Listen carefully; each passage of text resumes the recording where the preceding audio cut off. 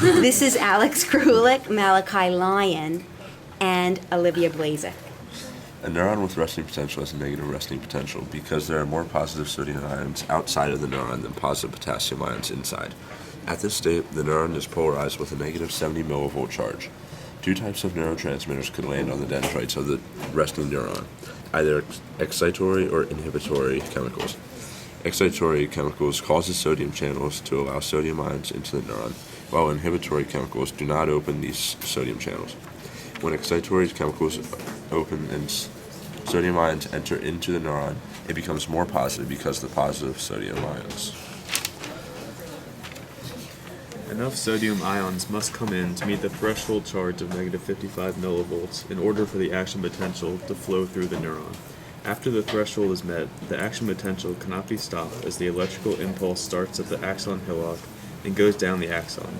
Depolarization occurs as the positive sodium ions go into the neuron through saltatory conduction, where ions jump from node to node, which helps to speed up the action potential.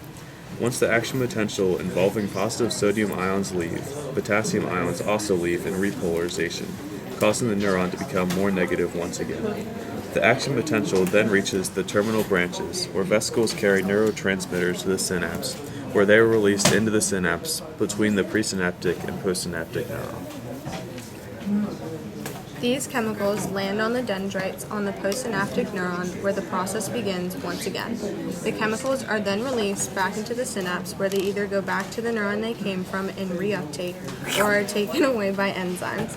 While this is happening, refraction causes the neuron to go back to its normal polarized state with the positive potassium ions on the inside of the neuron and more positive sodium ions on the outside.